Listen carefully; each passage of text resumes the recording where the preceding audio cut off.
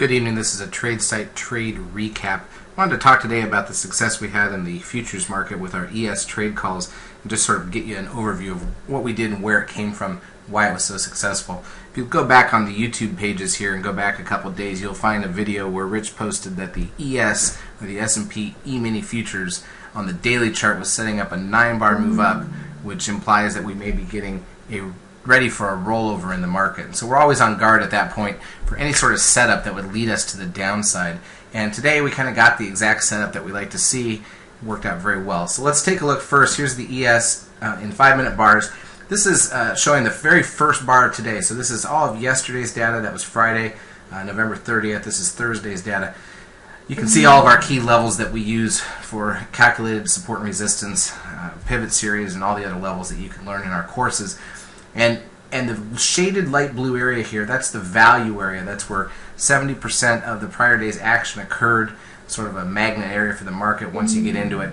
So we get this gap up, and you can see that on the first 5-minute bar of the day, the low of that is this UPT, that's our upper pressure threshold. It's always great when you gap past those and then use them as a support level. Basically, what that implies is that as long as you hold above that level, there's an increased chance that you won't come back to fill the gap. But if you can break back under it pretty quickly, actually it's a pretty good chance that you'll fill the gap because it's being used as support and it fails. So let's watch and see a couple bars later how that played out. So here's the second bar of the day, still holding above that level. And at this point we had called the short under that UPT level if it broke for our subscribers. And here's the third bar of the day, and there's the break that you get. Okay, and what this leads to now is, the reason we like this is we know on the daily chart time frame there's a sell signal in place, or at least a chance for an opportunity for a retracement to the downside in place. So we got a gap up. We know that 80% of gaps fill the same day, and we've just gotten this nice setup with the pressure threshold to get short moving under that level. So what we're hoping for here is a move all the way down to go fill the gap. And what you'll notice is that here's the close from the prior day, and the blue line here is the pivot. It's also the value area high. So there's a couple of levels right there at the same point. And we just need to work our way back through these other levels here. But the gap fill is definitely in play and definitely what we're looking at that point in time. So we start to head lower, no problems at all, no risk on the trade. You're never put at any point where you're underwater. And you can see we found a little support here at R1. And then the news comes out at the top of the hour. Economic data comes out. You can see what that did. It drove the market down right to the pivot area, and we filled the gap. And that gave us an opportunity to then lower our stop, and we ended up stopping out of the trade well in the money on that one. But what happens next is you get a little movement here back and forth now that you've filled the gap, and back up, and we tried again at that R1 level, couldn't get through.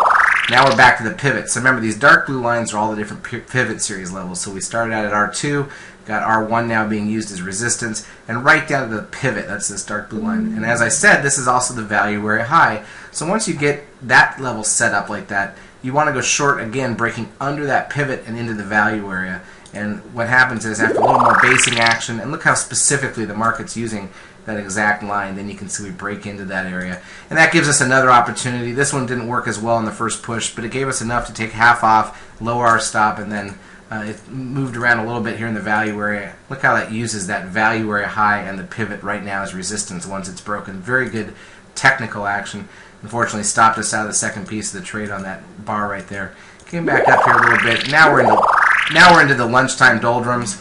Okay, you can see the pivot being used very specifically. You can see the push down here one more time. But again, less traders trading at this point in time because of lunch. And at this point, this next push down takes us right to the value area low, to the tick. There's 3 bars in a row where that's the low of the bar. Unbelievable.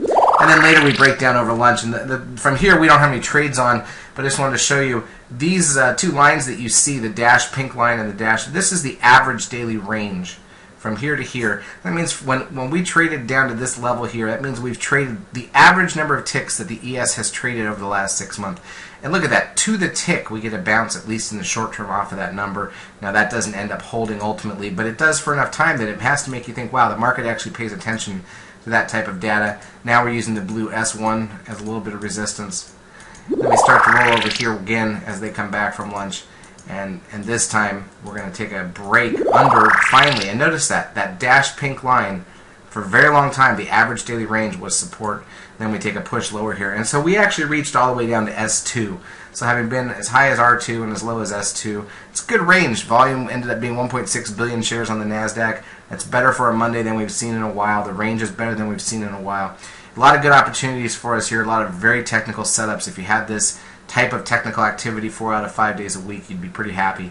So hopefully we're getting back to a point now with all the storms and the election and everything behind us that the market can start to trade like this very technically with great frequency, and we should see volume improve as well. But we had a very nice trading day.